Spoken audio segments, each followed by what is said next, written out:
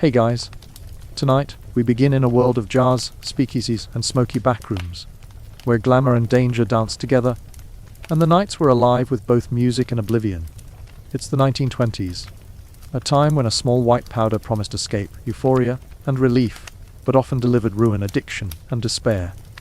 The world is dazzling, reckless, and just beneath the glitter, the shadows are long and heavy. Before you get comfortable, take a moment to like the video and subscribe. But only if you genuinely enjoy what I do here. And let me know in the comments where you're tuning in from, and what time it is for you. It's always fascinating to see who's joining us from around the world. Now, dim the lights. Let the soft hum of a fan or the quiet of the night draw you in. Close your eyes, breathe deeply, and drift into the smoky, hypnotic world of the 1920s underground. Congratulations, you've just stepped into the heart of the heroin craze, where pleasure and danger flowed in equal measure. You open your eyes and the world smells of damp plaster and smoke that refuses to leave the room, even though the windows are cracked wide open. It's not the kind of smoke that drifts like a polite guest at a dinner party. No, this smoke has settled in like an uncle who lost his job 2 years ago and now lives permanently on your couch.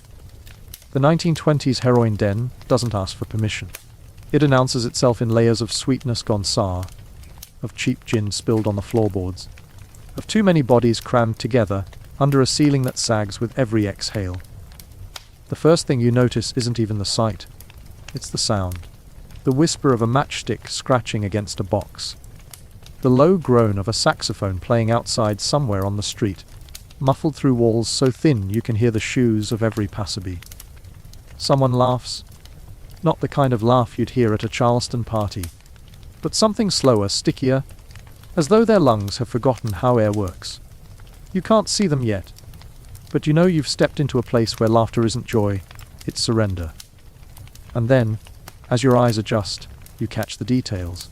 A man slumped in a corner chair, tie loose, hat tilted forward as if gravity itself is tired of waiting for him to sit properly. A woman draped across a divan like some tragic goddess, hair curled to perfection even though her eyes are glassy and fixed somewhere above your head. Between them, a table cluttered with spoons, bottles, and the unmistakable scent of something burned just moments ago. If you came looking for elegance, you might feel cheated. But elegance in here is a myth, like expecting your Uber driver to actually follow the GPS instead of his shortcuts. There's a rhythm to the room. Not jazz, not conversation, but the rhythm of decline. Someone inhales sharply, someone else exhales in a sigh so deep it seems like their soul has slipped out through their lungs. Time doesn't tick in here, it drips. Like a leaky faucet you keep telling yourself you'll fix tomorrow. Except tomorrow is not the currency anyone's using in this place. Tonight is everything. Tonight is forever. And funny thing, this is medicine. At least, that's how it started. Just a few decades earlier, Bayer sold heroin in neat little bottles as a cough remedy. Imagine being told, "Don't worry, dear.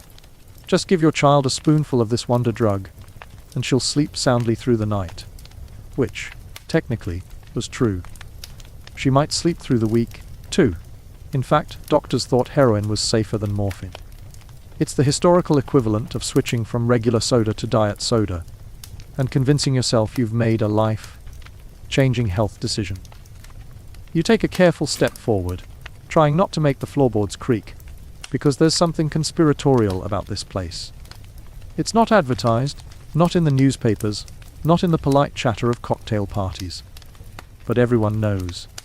They know which brownstone doors to knock on, which passwords to mutter, which look to give the bouncer, who isn't really a bouncer, but some poor fellow too desperate to say no. You're not just walking into a room. You're stepping into a secret. And secrets always taste better when you're not supposed to have them. It's almost too easy to forget the danger. The way the drug was dressed up in advertisements. Shiny labels, respectable fonts, promises of purity and healing. You can picture the pharmacy shelves lined with tiny glass bottles, just as easily as you can picture the junk mail in your kitchen, right now claiming that one weird berry will melt away 30 pounds in a month. Different century, same scam. Humans never really outgrow their gullibility. We just change the packaging. You glance again at the woman on the divan. She moves suddenly, shifting her arm in search of something on the table. Her hand trembles as she finds it, fingers curling around the small glass vial like a child clutching a toy. She smiles faintly, but it's not the smile of joy. It's the smile of relief. The kind of relief you might feel when your phone finally connects to Wi-Fi after an hour of searching. Ridiculous to compare the two, perhaps, but the desperation is the same. The man in the corner stirs. His hat slips from his forehead, revealing a face far too young to wear that much exhaustion. His skin is pale in the dim light, but not the healthy kind of pale, not the porcelain complexion of a movie star. This is the pallor of someone who's traded sunshine for smoke, traded food for needles. His eyes open briefly, glazed, and then shut again with the finality of a heavy door. You wonder if he'll open them again. In here, it's always a gamble. And here's the cruel irony. Outside these walls, the Roaring Twenties are in full swing. Jazz bands blare, speakeasies clink with glasses, skirts are shorter, hair is bob, and everything feels new, daring, unstoppable. But not in here. In here, time isn't roaring, it's crawling. Out there, people drink to dance. In here, they used to disappear. Imagine going to a party where everyone insists they're having the time of their lives, but no one can stand up long enough to prove it. That's this room. You lean against the peeling wallpaper, feeling its damp texture beneath your fingers. It flakes off slightly, leaving powder on your skin, the kind that sticks no matter how much you rub. It's a small reminder that even the walls are falling apart, just slower than the people inside. Someone coughs, a sound wet and jagged, like rusted machinery refusing to turn. The room doesn't pause, it doesn't care. The cough is part of the symphony now, another instrument added to the orchestra of decline. And as you stand there, inhaling air that tastes like ash, and forgetting for a moment what fresh air ever felt like, you realize you've stepped into a place that doesn't forgive. This isn't an opulent den of velvet cushions and golden chandeliers the movies might show you. This is the reality. Dirty floors, broken promises, and the quiet knowledge that every inhale could be your last. The floor beneath your shoes groans again, and someone in the corner glances up with eyes that are half suspicion, half recognition. But it doesn't last. Suspicion takes energy, and energy is in short supply here. He drops his gaze almost immediately. The way a man might drop his head after realizing the lottery ticket in his hand is just another useless scrap of paper. Nobody guards this place with vigilance. It guards itself with despair. A lamp in the corner flickers, its shade crooked, casting shadows that look like something alive when the light sputters. For a moment, you almost expect the wallpaper itself to peel away into a face, to whisper that you don't belong here. But the truth is, you do. Not because you've come to take the drug. No, your role is different. You've come to witness, to breathe the same heavy air, to see how a miracle cure became a noose. You pass a small table and catch sight of a newspaper spread across it, yesterday's headline glaring with self-importance. Prohibition agents raid speakeasy, dozens arrested. Funny how the government was busy chasing gin bottles down dark alleys, while heroin sat comfortably in pharmacies, printed with instructions in neat serif fonts. It's almost like they were saying liquor is the devil, but this vial of white powder. Perfectly respectable. That's history's sense of humor for you. We outlawed the cocktail and legalized the needle. Imagine going to rehab today and being handed a carton of menthols and a complimentary shot of tequila on the way out. The saxophone outside wails louder now, bending through the cracked glass, like it's trying to remind the room that life exists beyond these walls. But nobody here listens. The sound drifts past their ears without anchoring itself. It's like throwing confetti at a funeral, cheerful in theory, but useless in practice. You notice a small cluster of figures near the back, huddled around a low table. Their faces are hidden in shadow, but their hands give them away, trembling fingers, stained nails, knuckles raw from too many nights spent searching for veins. One man laughs suddenly, a sharp bark that echoes too loudly against the thin walls. Everyone flinches, even he looks startled by the noise that came out of his own throat. He clamps his hand over his mouth, as if to shove it back inside. Silence returns. In this place, even laughter feels like a mistake. But you lean closer anyway, because curiosity is what brought you here. On the table, A spoon blackened from the flame rests across the lip of a chipped teacup. A drop of liquid trembles on its surface before sliding down, glistening under the weak lamplight. For a second, you think about how many spoons in kitchens across America are stirring sugar into coffee, or whisking eggs for breakfast. And here's one, performing surgery on reality. Same utensil, different destinies. Your silverware drawer at home suddenly feels like a crime scene waiting to happen. A woman at the table adjusts her stockings, her hands moving slowly, carefully, as if her bones are glass. Her voice, when it finally emerges, is cracked yet melodic, like a gramophone record with scratches that skip in all the wrong places. You ever seen God? She asks no one in particular. The others ignore her, which suggests this is not the first time she's asked. She giggles softly, stroking the spoon with a tenderness that should be reserved for lovers. I have, she adds, her voice drifting away. And you, standing there as an uninvited guest, wonder what kind of God lives in a vial. Perhaps one that doesn't ask for prayers, only needles. A God that doesn't forgive sins but erases the memory of them. The woman hums a tune now, something vaguely familiar, and for a moment the air lightens, as if a sliver of humanity managed to sneak back in. But it doesn't last. The tune collapses into silence, swallowed by the room. There's something hypnotic about the way time folds in on itself here. Outside, someone could be buying bread, kissing a sweetheart, dancing to a record. In here, minutes stretch into years, and years shrink into single inhales. Nobody talks about tomorrow. Nobody even talks about later. It's always now. A miserable, beautiful, dangerous now. And then you remember this wasn't supposed to be a den of sin. This drug wasn't born in a gutter. It was born in a laboratory in 1898, in a place as clean and white as the powder itself. Scientists in lab coats, men who probably couldn't dance a Charleston to save their lives, created this substance as a solution. Safer than morphine, they said. More effective than codeine, they promised. The irony of it all is enough to make you laugh. And if you did, you'd probably earn the same startled glance as the man in the corner received. Imagine inventing a medicine that ends up filling morgues faster than hospitals. It's like creating a toothpaste that guarantees cavities. Someone sneezes. A violent, ragged explosion of sound that startles you from your thoughts. You glance toward the source. A young man, barely more than a boy, sitting cross-legged on the floor, his knees jutting like the wings of a broken bird. He wipes his nose on his sleeve and smears something dark across the fabric. You realize with a start that it isn't blood. It's residue. His sleeve sparkles faintly under the lamplight, like dust on a windowsill at dawn. If you didn't know better, you might mistake it for glitter, the kind a child might smear across construction paper. But this glitter kills, and nobody claps when it does. Your stomach turns slightly, but you steady yourself, because part of you knows, if you look away now, you'll miss the truth. And history's truths are often hiding in the shadows we least want to see. The boy with the glittered sleeve shivers once, twice, and then collapses against the wall like a puppet whose strings have been cut. No one rushes to help him. Not because they don't notice, but because they notice too much. Collapses are common here, as ordinary as cigarette breaks outside an office building.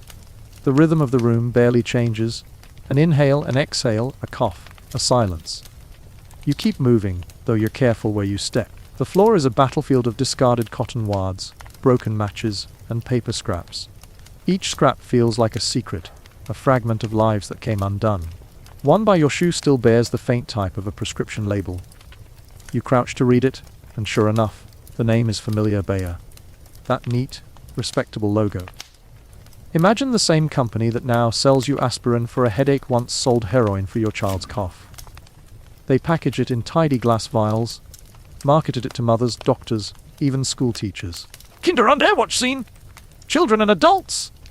The advertisement proudly declared in Germany. Nothing shady about it, nothing whispered in alleys. Just shelves of medicine, bright as the morning sun. You tuck the scrap back onto the floor, though it feels like handling evidence in a trial. Evidence that no one ever presented. The irony is too rich. Almost sickening. Heroin was once the good guy, the gleaming knight meant to rescue the world from the claws of morphine addiction. Doctors prescribed it like candy. Soldiers returning from war with shattered lungs, and battered nerves were handed it as relief. Housewives, those keepers of hearth and order, took it for female troubles. The respectable and the desperate alike swallowed, inhaled, and injected with the assurance that science had delivered them safety. And now, look where it has delivered them. Your eyes wander to a corner where a mirror leans at a crooked angle. Its silver backing has tarnished into black spots. Like rot on fruit, so the faces it reflects are fragmented and ghostly. A man leans into it, not to admire himself, but to hunt. He pulls his skin taut, squinting, searching for a vein. His reflection looks like someone trying to peel his own soul out of the glass. His arm is trembling, but the persistence is steady, almost reverent. There's devotion in that gesture, the kind usually reserved for prayer. And in a way, it is prayer. This room is a church of sorts. The candles have been replaced with gas lamps, the hymns replaced with coughing fits, and the altar is nothing more than a blackened spoon. But the ritual is sacred. Each participant bends not before a god of salvation, but a god of oblivion, and still they bow all the same. The jazz outside continues its stubborn celebration.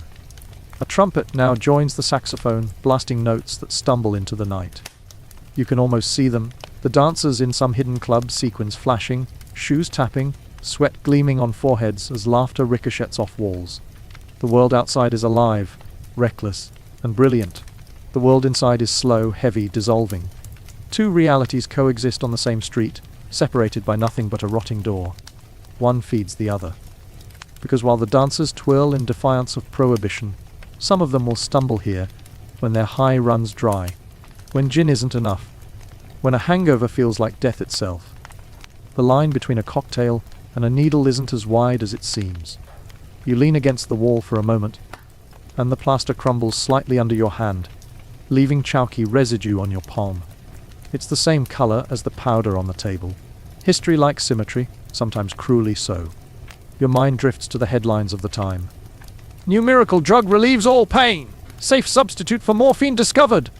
The optimism was intoxicating, almost as intoxicating as the drug itself. People wanted to believe in cures. The late 19th and early 20th centuries were obsessed with progress, with the idea that science could iron out every wrinkle of human suffering. Electricity had conquered the night. Trains had conquered distance. Why shouldn't chemistry conquer pain? And for a moment, it worked. Patients felt better. Coughs eased, wounds stopped throbbing, sorrows blurred into the background. But it was all rented relief, and the debt collector arrived swiftly. By the 1920s, the addicts outnumbered the advertisements, and the miracle was wearing thin. Yet here, in this den, the illusion still flickers. People cling to it, not because they believe it's safe anymore, but because they believe it's inevitable. Another laugh cuts through the room, softer this time. You follow the sound to find a pair sitting on a mattress, shoved against the far wall. They're sharing a cigarette, though it burns low and threatens to die with every inhale. Their bodies lean into each other for balance more than affection. One whispers something that makes the other grin faintly, teeth flashing in the dim light. It's almost tender, this small act of shared ruin. A love story written in smoke and powder, doomed but strangely beautiful. Because even in the ugliest corners of history, people still find each other.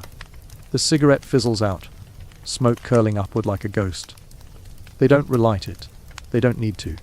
The room itself is enough to fill their lungs. You're tempted to step back outside, into the sound of music and the smell of bread from the bakery down the street. But you hesitate, because leaving too soon feels like betrayal, as though you'd only skimmed the surface of something far darker, far more telling. History isn't just facts in textbooks, it's dust, breath, heat, silence. And you're still standing in the middle of it. You wonder how many people in this room will leave it alive tonight. How many will stumble back into daylight, eyes squinting against the sun, swearing they'll never return, only to be back again tomorrow. Addiction is a clock with no hands. It doesn't tick forward or backward. It just spins endlessly, trapping everyone inside. Someone coughs violently, hacking so hard it rattles the air. The sound is wet, final. But again, nobody moves to help. Perhaps they count, or perhaps they won't. In this church, salvation is self-administered. And if it fails, the congregation simply bows its head in silence. And there you are, watching it all, your heart heavier with each detail. Because the truth of the 1920s heroin craze isn't found in medical journals or police reports. It's found in these quiet, haunted rooms where hope decays into habit, and habit hardens into chains. A groan rumbles low in the corner, and your eyes find its source: a man curled against the wall, knees drawn to his chest. His coat is frayed, one shoe missing, and his face is slick with sweat. He rocks back and forth, not from cold, but from absence. Withdrawal, the quiet monster that stalks every addict. He is a living reminder that heroin's embrace is never free. It comes with talons that dig deeper the longer you dance with it. The others glance his way and then turn back to their pipes, their spoons, their whispers. It's not cruelty, it's recognition. They've all been him before, and they will be him again. You lean closer to watch, and for a moment the smell of sickness overpowers even the sweet burn of smoke. His breath rattles like loose coins in a tin cup. You want to step forward to help, to do something. But what? Water won't soothe it. Food won't fix it. Time won't heal it. The only cure for absence is presence, and presence here means another injection. A return to the loop. That's the trick of this place. Compassion is just another way to sharpen the craving. A door creaks open, and the night air slips in like a thief. With it comes a pair of men in dark coats and stiff hats. Not police, not exactly. They're too careful, too quiet. You watch as a few eyes flicker up, measuring the newcomers with suspicion. Then recognition sets in. They're not here to arrest anyone. They're here to buy. The hypocrisy is thick enough to choke on. While newspapers shout about the menace of drugs, while politicians thunder about morality, some of those same hands are eager for a small vial, a rolled paper, a promise of escape. The men vanish into a shadowy corner with one of the den's suppliers. You don't hear the words, but you hear the exchange: a crinkle of bills, the clink of glass. The trade is seamless, practiced. The room barely notices, as though commerce is as natural as breathing here, which, in truth, it is. Your mind flicks to the laws of the time, the Harrison Narcotics Tax Act of 1914, the grand attempt to leash the beast. Doctors were suddenly under suspicion, pharmacists cornered, addicts shoved into the shadows. On paper, it was regulation. In practice, it was persecution. But laws, like paper scraps on the floor, are fragile. People don't stop craving because the government passes a bill. They just learn to whisper instead of shout, to hide instead of flaunt, to pay double for the same glass vial. And so dens like this one thrived, hidden under the skin of the city like secret bruises. A woman coughs hard enough to snap you back to the room. She's young, maybe 19, though it's hard to tell beneath the layers of exhaustion. Her lipstick is smudged, her curls limp with sweat. But she still carries a kind of defiance in her eyes. She meets your gaze for a second, then smirks faintly as if to say, "Don't you dare pity me." She dips a needle into the spoon, her hand steady with the precision of a pianist. And then she vanishes again, head tipped back against the wall, mouth slack, eyes half closed but not quite asleep. Somewhere between heaven and hell she floats. That smirk lingers with you longer than the smoke. Because she isn't some nameless spectre from a forgotten alley. She is the very portrait of the 1920s, youth, rebellion, hunger for something larger than the grey life her parents endured. The world told her she could dance, drink, vote, love who she pleased. Why shouldn't she also taste a little oblivion, just to see what freedom really felt like? Outside, a police whistle shrieks. The room tenses, just for a heartbeat. Someone blows out a lamp, another kicks a bottle under the mattress. For a second you feel the weight of panic pressing down. But the whistle fades, the danger passes, and the tension melts back into smoke. That's life here, always a breath away from collapse, yet somehow continuing, night after night. You stand near the doorway, fingers brushing the warped wood. The urge to leave wrestles with the pull to stay. History doesn't end when you step outside. But there's something about this room that feels like the epicenter of it. If you want to understand the heroin craze of the 1920s, you don't start with the headlines or the speeches. You start here, in the dim light, in the coughs, in the quiet transactions, in the faces of people who sought paradise and found a prison. And as you press your shoulder against the door to slip out, you realize the den has changed you, even in the brief span of your stay.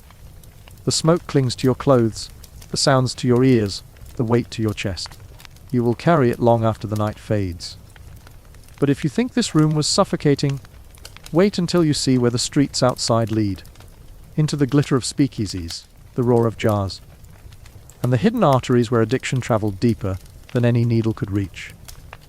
The night air slaps you the second you step outside, cold and damp with the promise of rain. After the stifling heat of the den, the street feels like a shock to the lungs, though the relief is short-lived. The air out here doesn't smell like roses either. It's a cocktail of horse dung, spilled beer, fried onions, cigar smoke, and the faint ozone tang of an oncoming storm. Better than heroin fumes, yes, but hardly a lavender garden. The city hums around you, restless and unrepentant.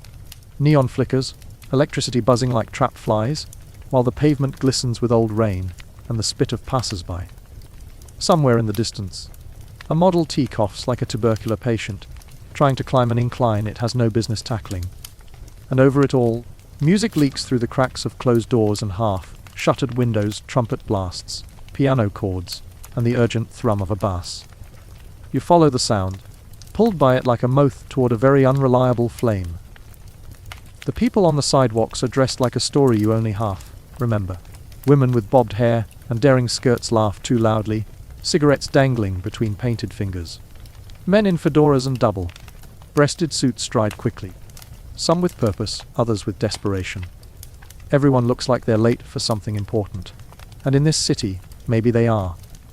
A man brushes past you, the stink of gin rolling off him like an open distillery. He mutters an apology, though his eyes never meet yours. He's chasing something. Maybe a woman, maybe a drink, maybe both. You keep walking. On this street, everyone's chasing something. The speakeasy is easy to miss unless you're looking for it. No sign, of course. Just a narrow door tucked between a shuttered tailor's shop and a bakery that smells of stale rye. You knock, and a slat slides open, revealing a pair of suspicious eyes. A code word is demanded, but you're spared the trouble when a group of well-dressed revelers spill out behind you, laughing and stumbling. The door swings open, and you slip inside like smoke. Immediately, you're swallowed by sound. Jazz doesn't just play here, it erupts. The trumpet pierces, the drums slap, the piano ripples like water over stone. The music is alive, insistent, impossible to ignore. You feel it in your ribs, in your teeth, in the soles of your shoes. The crowd moves with it, bodies pressed close, skirts swishing, collars damp with sweat. The smell is its own orchestra. Cheap perfume, bootleg liquor, damp wood, and the faint iron tang of blood from someone who probably lost a fight earlier tonight. It's overwhelming, intoxicating, and yet strangely liberating. You realize quickly that this place isn't about the drink or the smoke or even the music. It's about escape. Escape from the dull, respectable daylight. Escape from prohibition's wagging finger. Escape from the weight of the world outside. You edge toward the bar, which is less a bar and more a scarred plank of wood propped on beer crates. Behind it, a man with arms like butcher blocks pours liquid from a bottle with no label into glasses that don't match. It could be gin. It could be antifreeze. Nobody cares. The crowd presses in for their chance at a swallow of forgetfulness. You take a sip when it comes your way, and the liquid burns like gasoline on the way down. It's awful eye-watering stuff, but the warmth that follows is undeniable. Around you, strangers grin at each other, clink glasses, shout over the music. The shared suffering of terrible liquor is, ironically, what makes it taste better. At a nearby table, a group of women in cloche hats giggle as one of them pulls a flask from her garter. For emergencies, she announces, though the flask is nearly empty. They're flappers, bold as brass, their laughter louder than the band. Once, such behavior would have scandalized society. But in the 1920s, scandal is the point. Scandal is freedom. And besides, when the law itself is a joke, who's really keeping score? You turn to see a man leaning in too close to a woman who clearly wants none of his attention. She pushes him away, but he persists, oily smile unbroken. Before you can look away, she raises her knee with precision that would make a boxer jealous. He doubles over, wheezing, while the crowd around them barely glances. Fights here are as common as refills. The band shifts tempo, sliding into a number that makes the room sway as one. Feet stomp, hands clap, voices join in off, key but unashamed. For a moment the room feels less like a den of vice and more like a family reunion. If your family was rowdy, drunk, and only loosely acquainted, it's easy to forget, in this chaos, the den you just left. But then you spot him, the man with the trembling hands, the one who searched his arm for a vein in the mirror. He's here now, seated near the band, a glass of liquor untouched in front of him. His eyes dart restlessly, his foot tapping out an anxious rhythm that doesn't match the music. The others around him are laughing, shouting, living. But he's still chasing something invisible, something stronger than gin, stronger than jazz. It follows him like a shadow, and you realize this. The dens and the speakeasies aren't separate worlds. They're connected, two rooms in the same house of escape. The drinkers may sneer at the junkies, and the junkies may sneer at the drinkers, but the hunger is the same. To numb, to forget, to live louder or quieter than the body allows. Different poisons, same prayer. The band leader shouts something over the din, and the crowd roars approval. A woman in a beaded dress jumps onto the bar, skirts flying as she kicks and twirls. Her laughter is contagious, though her balance isn't. She stumbles, catches herself, and grins wider. The crowd howls with delight. She's not performing for money, she's performing because for a few minutes she can, and no one can stop her. You sip again, though your throat protests. The burn is a little less this time, or maybe you're simply adjusting. You glance around the room, studying the faces, flushed, shining, animated. Every one of them a story, every one of them chasing. You wonder which of them will end the night in a bed, in a cell, or back in the den you just escaped. And yet there's joy here too, raw and unapologetic. The kind of joy born not of safety but of defiance. It's messy, it's dangerous, it's fleeting, but it's real. For people who lived through war, through flu, through endless sermons about morality, this kind of reckless joy feels almost holy. A man beside you leans close, shouting into your ear to be heard. They say the feds are cracking down next week, he says, eyes darting. Raids, arrests, the whole works. But do you think it'll stop us? He throws his head back and laughs so hard he nearly spills his drink. Not a chance, friend. Not a chance. You believe him. Because looking around, you see not criminals, not degenerates, but survivors. People determined to seize their piece of life, however small, however cheap. And though the law looms outside like a storm cloud, inside this room the thunder can't reach. But storms don't stay outside forever. The music refuses to stop, but the night around it changes. You can feel it in the air, a shift, a tightening. Somewhere outside, tires screech against wet pavement. A whistle blows. Not playful this time, not distant. The band falters for just a second before charging on louder, as though trying to drown out reality. The door slams open. A gust of cold night air sweeps in, along with the unmistakable clomp of heavy boots. For a heartbeat, silence hovers. Then the room erupts. Patrons scramble for exits, clutching coats and purses, knocking chairs to the floor. Glasses shatter, liquor spills, someone screams. The band keeps playing, though now it sounds like mockery, a frantic soundtrack to the chaos. The woman on the bar leaps down and disappears into the crowd, her beads scattering like sparks. Two men in uniform push through, bottoms swinging. They shout about the law, about prohibition, about arrests. But they're not just here for order. You can see it in their eyes. They're here for bribes. The smarter patrons know this. You watch as a man in a pinstripe suit palms a folded bill into the nearest officer's hand. Like magic, the button lowers, and the officer moves on, suddenly blind to whatever crime was unfolding. Others aren't so lucky. A young man is shoved hard against the bar, his hat rolling underfoot. A woman shrieks as she's pulled toward the door, lipstick smeared down her chin, from where she'd been drinking straight from the bottle. Not everyone has money for mercy, and the law knows it.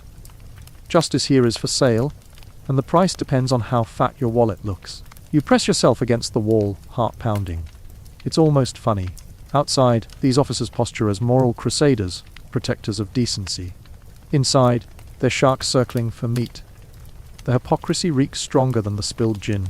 Gradually, the panic ebbs. Those who paid are left alone. Those who didn't are herded out. The band slows to a halt, instruments drooping in exhausted hands. The air is thick with smoke and tension, though neither seems ready to clear. And then, as if on cue, Laughter bursts from the corner. Nervous at first, then spreading like fire. Someone calls for the music to start again. Another demands another round. Within minutes, the chaos has been absorbed back into the rhythm of the night. That's the thing about these people. They're used to raids. They expect them. Raids are as normal as refills. The city cracks down, the city takes. The city leaves, and the party continues. Always. You notice, though, that not everyone has returned to laughter. The man from the den, the vain hunter, the restless one, remains seated, his drink still untouched. His eyes are fixed on the officers, now lingering at the bar, their hands heavy with fresh bribes. His gaze isn't fear, it's hunger. Hunger for something stronger, faster, more final than gin. You wonder how long it'll be before he slips back into the den you left behind. Maybe tonight. Maybe in the hour. And there it is again. The connection, the loop. Prohibition didn't stop vice, it multiplied it. Where one door was bolted shut, 2 new doors opened, darker and more dangerous. The alcohol was bad enough, but the heroin, that seeped in like water through a cracked foundation, pooling in the same hidden spaces, feeding the same restless souls. The music strikes up once more, this time a blues number, slower, more reflective. The dancers sway like shadows, their energy dimmed but not gone. A woman leans into her lover's shoulder, eyes closed, mouthing the lyrics softly. For a moment, you see the truth beneath all the noise and rebellion. This is still about longing. Longing for something lost, something never had, something just out of reach. The bartender leans close to you, as he wipes down a glass with a rag that hasn't seen soap in weeks. His breath is heavy with smoke, and something sour. You think they care, he says, jerking his chin toward the door, where the officers vanished. They don't give a damn if we drink, if we dance, if we rot. As long as we pay, that's all they want. You nod, though you know it's more complicated than that. It's not just money, it's control. A city like this feeds on vice the way lungs feed on air. Without it, the whole machine might sputter out. Everyone knows it, though no one says it. Not in public. Not unless they're whispering in smoke-filled rooms like this one. The music rises again, bolder, defiant. People cheer, toast, kiss. The storm has passed, and for now the night belongs to them again. But the shadow of the raid lingers. You feel it in the way hands clutch glasses tighter, in the way eyes flicker toward the door more often. Freedom here is always fragile. And as you finish your drink, the last swallow harsh but warming, you know this, you've only skimmed the surface of this world. The den showed you the basement of addiction, the speakeasy showed you the parlor of rebellion. But beyond these walls lie the grander rooms, the underworld cartels, the crime syndicates, the kingpins who turned heroin and liquor into empires. If you thought the smoke and chaos of this speakeasy were unsettling, wait until you walk through the doors of the people who owned it all. The men whose fortunes were built on addiction, blood, and betrayal. The street outside the speakeasy is quieter now, though quiet in this city is relative. Somewhere, a dog barks. Somewhere, a car backfires like gunfire. Somewhere, a drunk serenades the night with a voice better suited to scaring crows. You pull your coat tighter and walk. The rain has come at last, light but steady, enough to make the pavement shine and the gas lamps blur into halos.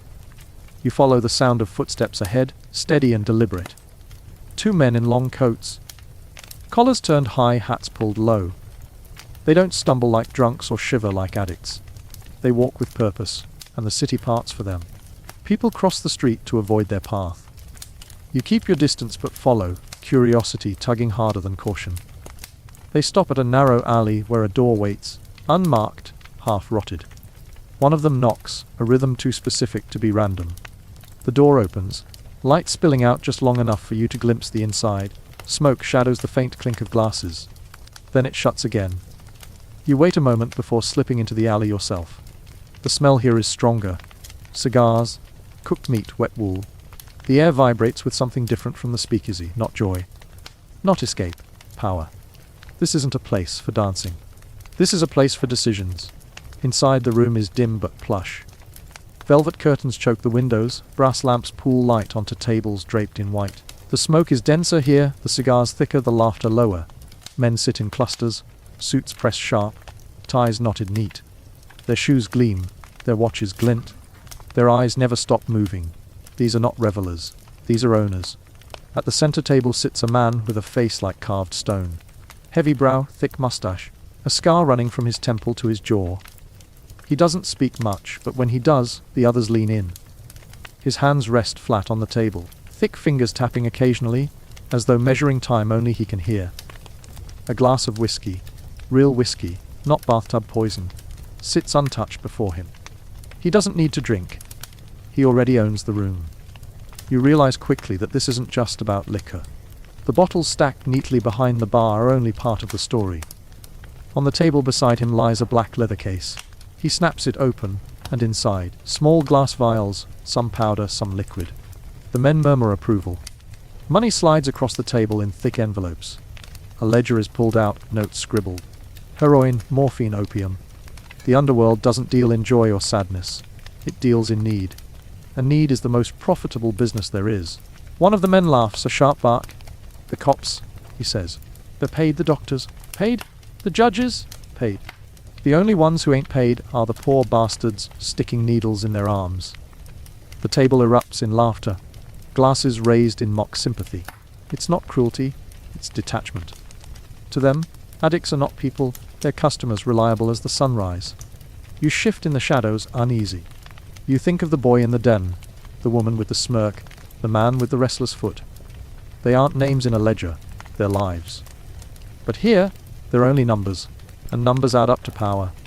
The man with the scar finally speaks, his voice low, steady.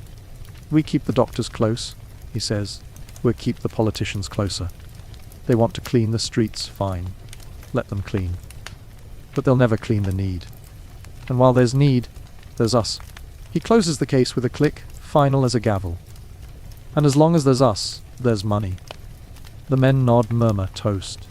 Deals are sealed not with handshakes but with silence. That's how empires are built, not loudly, but in smoke, filled rooms where nobody dares cough too loud. Your mind drifts for a moment, remembering the headlines outside, the sermons, the speeches. "Why must stamp out vice?" they cry. "We must protect our youth!" And yet, here, vice is catalogued, priced, shipped, insured. Protected not by morality, but by profit. You wonder how many of those same preachers and politicians secretly have a seat at this table. Probably more than you'd like to imagine. The rain outside grows heavier, pattering against the shutters like impatient fingers. Nobody notices. Inside the air is too thick, the business too consuming. You glance toward the bar, where a younger man hovers, notebook in hand. He isn't drinking, isn't laughing. He's writing. His hair is slick, his eyes sharp. You recognize him for what he is, an accountant. Crime, for all its glamour, runs on numbers.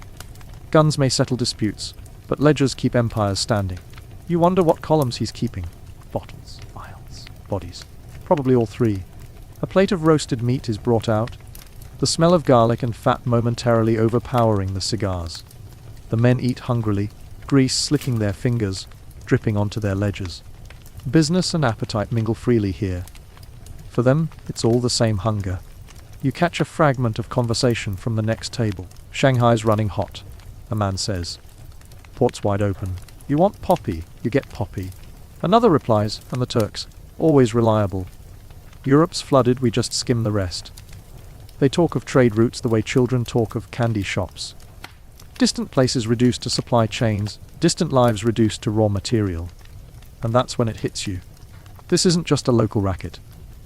This isn't just a city problem. This is global. Heroin is not some small vice tucked in American alleys. It is a river flowing from Asia's fields to Europe's streets to America's veins. And here you are, standing at one of its tributaries, watching men drink whiskey while the world drowns. The man with the scar stands, finally lifting his glass. "To business," he says. The others rise with him. Glasses clink, laughter returns, the smoke thickens. Deals tonight will ripple outward, touching lives you'll never see, shaping futures you'll never know. And as you slip out, unnoticed, into the rain again, you can't shake the weight of it. The den showed you desperation. The speakeasy showed you rebellion. But here you saw the engine. The beating, ruthless heart that powered it all. The rain soaks through your coat, but you barely feel it. Your mind is too loud, echoing with ledgers and laughter.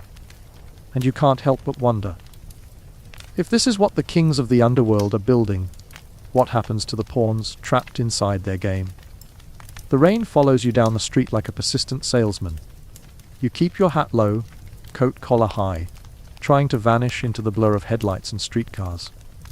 But your head's too full for disappearing. The laughter of those men still rattles inside you, thick as cigar smoke, and you wonder how far their reach really goes. The answer comes quicker than you'd like. At the corner, under a flickering street lamp, two uniformed policemen stand with hands out, waving cars to stop, not for tickets, for envelopes. A Ford rolls up, window slides down, and something small and thick changes hands. The driver's face is calm, casual, the way you'd be handing over a nickel for a newspaper. The car pulls away, the cops tuck the cash, and the rain keeps falling. One of them glances your way, eyes sharp even in the drizzle. For a heartbeat, you wonder if you've been caught at something, though you've done nothing but watch. Then he spits, turns back to his partner, and they both laugh. You don't need a ledger to understand the math. Order costs money, chaos costs more, and they've chosen their investment. You slip down a side street, past shuttered shops and posters peeling from brick. A handbill still clings damply to a wall. "Stamp out Vice!" it screams in bold letters. The ink has run, the corners curl, and beneath it someone has scrawled in pencil. "Vice feeds us." You smile despite yourself. Maybe the writer meant it as sarcasm, but it's true enough to sting. Another block, and you hear voices raised indoors. Light glows from a hall, curtains drawn tight. You settle up to a window where the fabric hangs loose, press your ear close. Inside, a preacher stands on a small platform, face red with fervor, pounding his fist into the air. "Heroin is the devil's powder!" he cries. "It rots the mind. It blackens the soul. It steals our youth." The congregation murmurs, some weep openly. The preacher's words roll over them like thunder. "We must demand laws! We must demand purity! We must demand protection for our children." You might almost believe him sincere, if you hadn't just left a room where children's lives were tallied in ledgers. You shift your gaze slightly and notice a man in the corner, sitting apart from the others, hat brim low. He doesn't nod, doesn't cry, he just watches. And when the preacher finishes, sweat glistening on his brow, that man slips out quietly. His pocket bulges with something envelope-shaped. So maybe the preacher believes every word he thunders. But belief doesn't pay rent.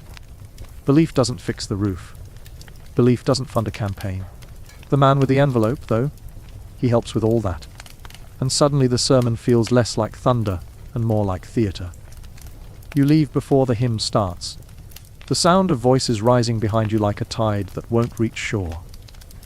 The rain has slackened now, leaving the streets slick and gleaming. A newspaper boy shouts headlines from under a dripping awning. You buy a copy, fingers blackened by cheap ink. The front page blares, "CY Xarasagoranalam." A raid, arrests, vows of justice. You almost laugh. You know what the cops were doing 2 blocks back. You know what the men in the velvet, curtained room were planning. A crackdown, you realize, is often just an advertisement for the highest bidder. You flip to the second page. There, sandwiched between ads for miracle tonics and corsets, is a column titled Society Notes.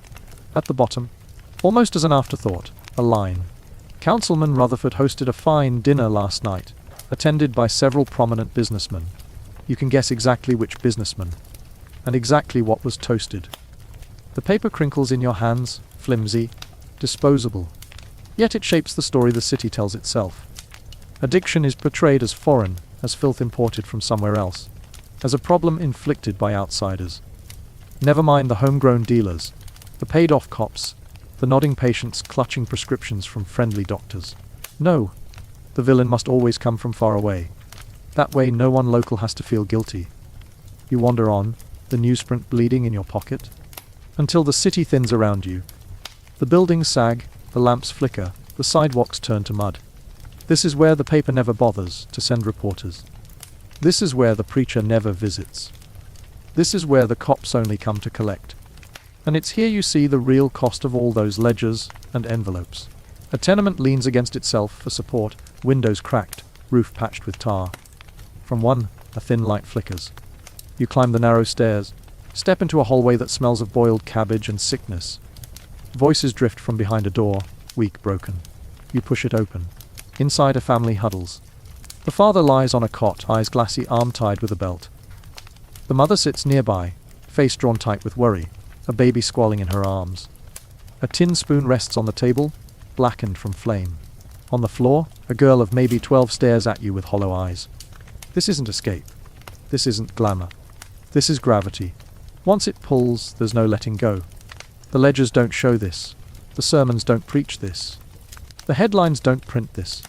But here it is, in flesh and bone. You want to speak, but nothing comes. The girl turns her gaze back to the father, as though you've already disappeared. Maybe you have. Maybe in their world, strangers vanish as quickly as promises. You step back into the hallway, heart pounding. Outside, the rain has stopped entirely. The night feels too quiet, too empty, as though the city itself has turned its face away. Walking again, you realize you've seen the whole circle now. The den where the addicts lie. The speakeasy where the laughter drowns the silence. The velvet room where the ledgers hum. The street where the cops smile for cash. The pulpit where words thunder hollow. The press where ink masks truth. And finally, the tenement where it all collapses onto lives too fragile to bear the weight. The circle is complete, but it isn't closed, because tomorrow more powder will flow, more envelopes will change hands, more headlines will trumpet raids, more sermons will thunder, more children will watch their fathers vanish. And you'll walk it again, each step heavier, each truth sharper. You stop beneath a gas lamp, its hiss the only sound now. The light throws your shadow long against the wet street. You look at it and wonder. How long before even shadows grow thin? And if you think this descent into corruption has scraped the bottom, wait until you walk deeper still, into the world of medicine itself, where white coats and polished offices mask horrors the back alleys could never dream of. The hospital doors swing open with a hiss of pneumatics, though the truth is less glamorous, someone's shoulder against a heavy wood frame. You slip inside, blinking at the sudden brightness. Gone are the shadows of the streets. Here, the light is relentless. Electric bulbs buzzing overhead, polished tile floors gleaming like a chessboard, walls painted antiseptic white. Everything smells of carbolic acid and starch. Your shoes squeak as you walk down the corridor. Nurses glide past in crisp uniforms, white caps perched like sails on their heads. Their arms are full of clipboards, linens, glass bottles clinking faintly. Doctors stride beside them, stethoscopes swinging like pocket watches, voices pitched with authority. Patients trail behind, or rather shuffle, some leaning on canes, some clutching ribs, some coughing deep into handkerchiefs already stained dark. This is supposed to be the safe place, the clean place, the place where suffering is studied and soothed.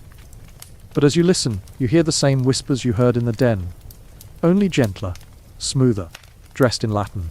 Morphia, a nurse says. Delauded, another mutters. Heroin, a doctor declares flatly, as if reciting a prayer. And there it is again. Not in crumbling rooms with blackened spoons, but in glass ampoules glinting under clean light.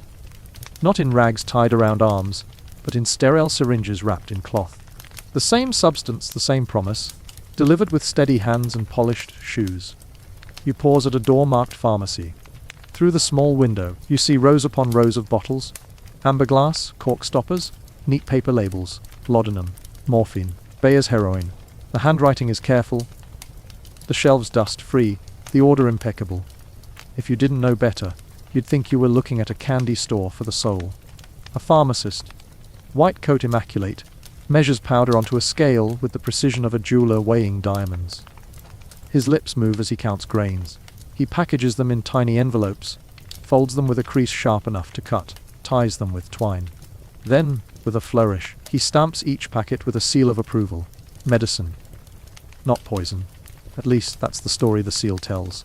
The door creaks, and a doctor enters. He removes his hat, wipes his brow, leans on the counter. Another prescription, he sighs, sliding a slip across. The pharmacist scans it, nods. Heroin. Again, he asks. The doctor shrugs. Patient's nerves, can't sleep. Husband's worried she'll lose her mind. Better to give her something. The pharmacist doesn't argue. Why would he? He fills the order, wraps it neatly, and hands it over with a smile. A balm for the nerves, a tonic for the weary. Neither man says the word. Addiction. Perhaps they don't believe in it. Perhaps they believe only in business. You follow the doctor back into the ward. He approaches a woman sitting stiffly in bed, hair brushed smooth, nightgown white as the sheets. Her hands tremble, her eyes dart.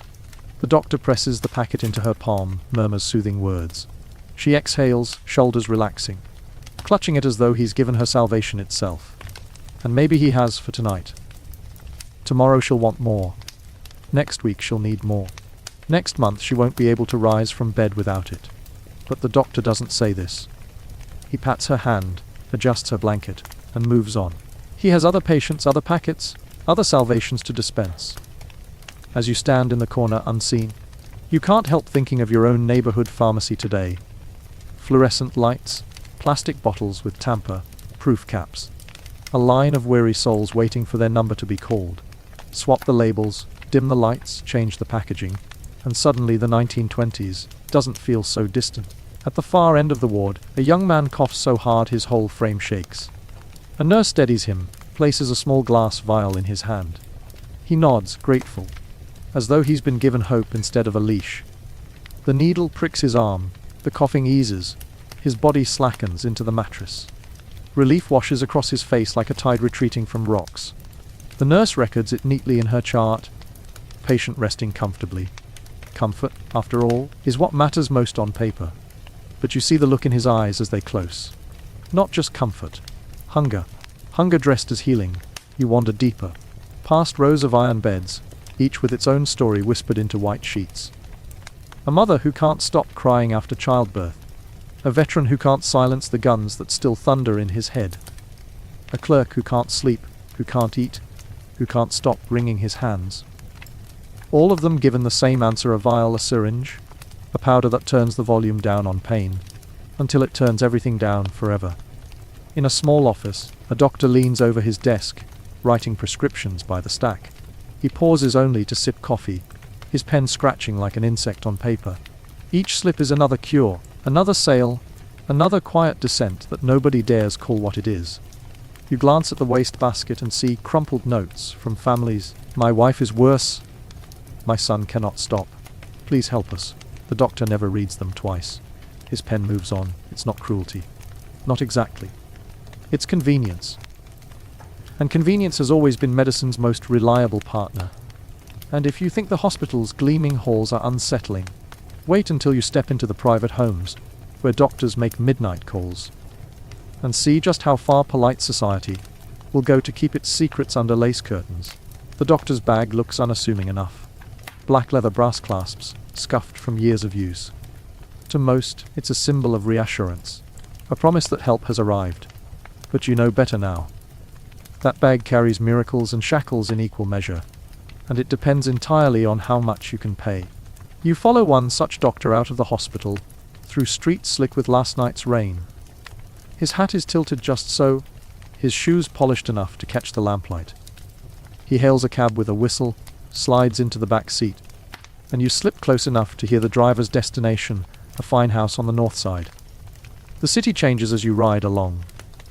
The bricks turn to stone, the shops to townhouses, the gas lamps to electric bulbs. The air feels cleaner, the gutters narrower. This is the part of town where sermons against vice are delivered at charity luncheons, where newspapers sit folded on mahogany desks, where the problem of addiction is always something that happens elsewhere. The cab pulls up to a house that looks like it could crush the tenements beneath its foundation. 3 stories of carved stone. Windows framed with drapes heavier than some families' entire wardrobes. A maid opens the door before the doctor even knocks, ushering him in quickly, discreetly. You slip in behind, unseen as always. Inside, the air is perfumed, layered with flowers and tobacco, and the faint tang of furniture polish. Chandeliers drip light like honey. The carpet muffles every step. You follow the doctor up a wide staircase, past portraits of stern-faced ancestors who seem to glare down as if judging the very scene you're about to witness. In the bedroom, a woman lies propped against pillows. She is elegant even in her frailty, hair coiffed, silk gown gleaming, pearls still around her neck, as though illness doesn't excuse a lapse in appearance. Her husband paces at the foot of the bed, mustache twitching with worry. "Doctor, she's barely slept," he says. The nerves again. The doctor nods, sets down his bag, and withdraws a vial as calmly as if he were offering tea. The woman's eyes brighten at the sight, her fingers twitching. She doesn't ask what it is. She doesn't have to. She already knows.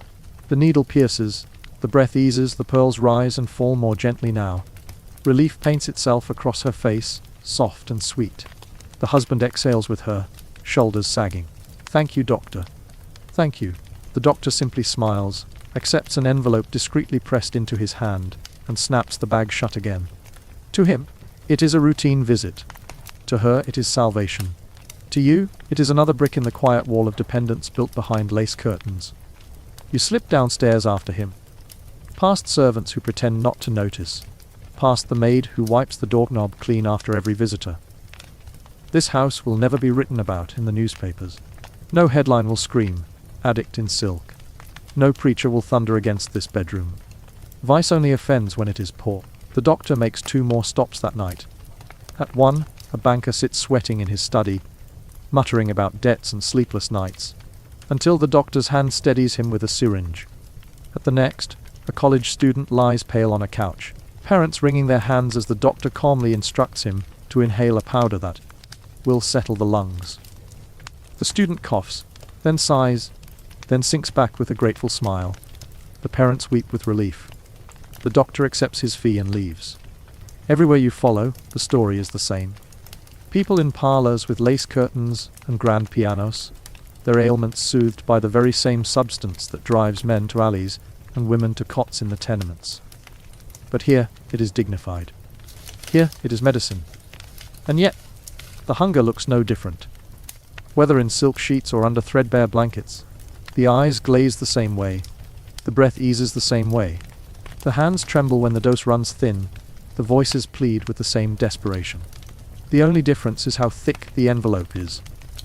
As you walk with the doctor through these polished halls, you notice his face doesn't change. He doesn't judge, he doesn't pity. He simply administers, accepts his payment, and moves on. You wonder if he ever sees the pattern, if he ever considers the trail of silk, draped ruins behind him. Or maybe he does, and simply chooses not to care. The cab carries him back toward the hospital before dawn, leather bag lighter, wallet heavier. The streets are quieter now, the last drunkards stumbling home, the milk wagons clattering early. Somewhere, a child wakes to a father's shallow breathing. Somewhere else, a woman smiles into her pillow, blissful in a sleep that medicine gave her. The city sighs, half soothed, half strangled, and nobody quite wants to know which half they belong to. You realize, walking in the shadow of the cab, that the hospital and the parlor are 2 sides of the same coin. One wraps heroin in glass vials and Latin terms, the other wraps it in silk and pearls. But both tell the same story: pain eased today, hunger sharpened tomorrow, and a silence thick enough to smother the truth. And if you think the homes of the wealthy hide the worst secrets, wait until you slip into the very factories themselves, where heroin isn't just consumed, but crafted, bottled, and sold to the world with a smile. The chimneys rise before dawn, their silhouettes cut against the pale sky, plumes of smoke rolling into the air like the city itself is exhaling. By the time the first wagons clatter up to the gates, the great machines are already awake, belts whirring, gears grinding, boilers hissing. The factory is never truly still. It is a heartbeat too large to stop. You approach the gates, invisible as always, and watch the workers file in. Their coats are thin against the morning chill, hands already blackened with soot before the day even begins. They do not look like men on the edge of discovery. They do not look like prophets of medicine. They look like laborers, faces grey with fatigue, shoulders bowed to the routine. And yet here, in this place, they shape something that will sweep across continents, altering the lives of emperors and beggars alike. The name stenciled above the gate is bold enough to command respect. Bayer. A name already whispered with pride in chemists' halls, a name meant to soothe mothers and reassure physicians. A name that tells you whatever is inside must surely be safe. Step inside with me. The air is a strange mixture, sharp with acids, sweet with syrups, metallic with the scent of machinery. Wooden crates are stacked high against the walls, marked with codes and destinations: London, Paris, New York, Shanghai. On the floor, Glass jars gleam in rows, their labels crisp, their contents carefully measured. The workers move briskly between them, overseen by men in long coats who carry clipboards like swords. This is no back alley den. There is no flicker of candlelight, no muttered bargain over powder in a paper twist. This is order, precision, respectability. Here, heroin is not a vice. It is a product. You follow one of the white, coated supervisors down the long hall, past vats where liquids bubble like potions in a modern alchemy. Pipes rattle, funnels drip, powders are ground and weighed. Every action is recorded in neat handwriting, every vial inspected for clarity. Science reigns here, or at least the image of science. At one station, a worker pours liquid into a series of small glass bottles. The labels read heroin hydrochloride. Below it, for coughs, for nerves, for restful sleep. The script is elegant, the kind of font that belongs on a doctor's shelf. You know the truth already, but still the neatness makes you pause.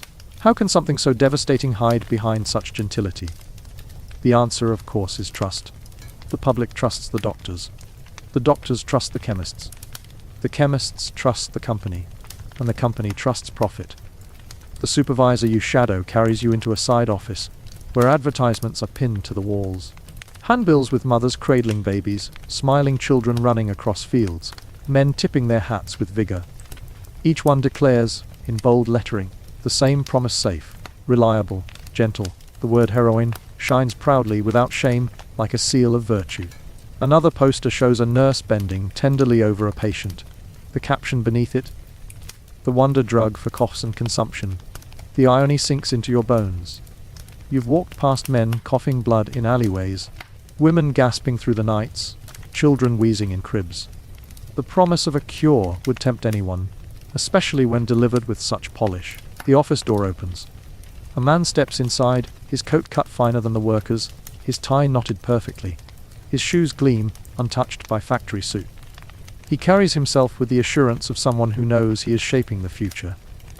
He is an executive, and he surveys the room with satisfaction. Well, double production this quarter, he says crisply. The American market is ravenous. Consumption there is near epidemic. Doctors want something to soothe the cough. And Europe. Every physician will have it in his bag within the year. The supervisor nods. And the morphine stigma. The executive waves his hand. Heroin is not morphine. It is better, safer. That's the line, and that's what we print. Morphine kills men. Heroin saves them. He speaks with such conviction that you almost believe him. Almost. Until you remember the hollow-eyed patients you've already seen, the desperate hands clutching at vials, the whispered pleas in hospital wards. The product may have a new name, but the story is old. Back on the factory floor, you watch crates being sealed and stamped. One is marked for London, another for New York. The lids are hammered shut, nails ringing like gunshots. Wagons creak as they carry the boxes away. Somewhere across the sea, a doctor will soon open one of these packages, shake out a vial, and administer it with a calm smile. A mother will spoon syrup into her child's mouth. A clerk will swallow a tablet for his nerves. None of them will know they are swallowing chains. The workers do not question what they handle. For them, it is wages, bread on the table, shoes for the children. They measure and bottle and pack, never asking what happens when the crates arrive. Perhaps they have already seen too much of life to care. Perhaps they believe the advertisements as much as anyone else. Or perhaps they know the truth and simply look away, because the factory bell will ring again tomorrow, and the smoke will rise again at dawn, and there is no escaping work that feeds a family. You slip outside as the wagons roll away, following one through the streets. The driver whistles unconcerned, as though carrying nothing more than flour or sugar. At the docks, sailors heave the crates aboard, stacking them among barrels of salt fish and crates of textiles. No one glances twice at the stamped label, heroin hydrochloride. It is not contraband. It is cargo. It is legitimate. The ship groans as it leaves the harbor, bound for another city, another continent. And you stand on the dock, feeling the weight of what you've witnessed. This is how it spreads. Not through whispers in alleyways, not through furtive trades in shadowed rooms, but through factories, through advertisements, through the trust of doctors and mothers and families. Heroin does not slip into the world like a thief. It strides in through the front gates, smiling, carrying papers of introduction, bearing the blessing of science. The real engine of addiction is not the syringe in a trembling hand. It is the label on a bottle, the advertisement in the paper, the guarantee stamped by a respectable firm. And the factory, with its chimneys and gears and endless smoke, beats like the dark heart of that engine. You turn away from the docks. The smoke of the factory is still visible on the horizon. The city lives and breathes under its haze. Somewhere, a doctor prepares his morning visits. Somewhere else, a mother will soon open a bottle and trust that the words on the label mean what they say. But you know better. You've seen where the words are printed, how the bottles are filled, how the crates are nailed shut. You've seen the dream built on smoke and steel, and you know this dream will not last.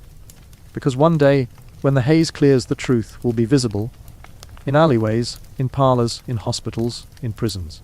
And the name that once promised safety will be whispered in shame. For now, though the chimneys still rise, the machines still turn, the wagons still creak, and the world still swallows the dream, one vial at a time, the first cracks don't look like cracks at all. They look like tired patients, coughing blood into handkerchiefs that never come clean. They look like children who should be laughing in the yard, but lie silent in bed, their little chests rising too slowly. They looked like respectable men and women who take one spoonful for sleep, then another, and then cannot face the world without the bottle beside their morning bread. At first, no one blames the medicine. Why would they? It has the glow of science, the sheen of authority. Doctors prescribe it with earnest conviction, newspapers advertise it without shame, and companies ship it by the ton.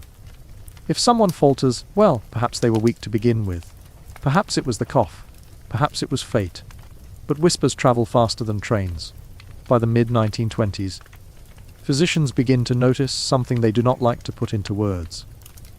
Patients who were cured of their coughs return again and again, begging for more.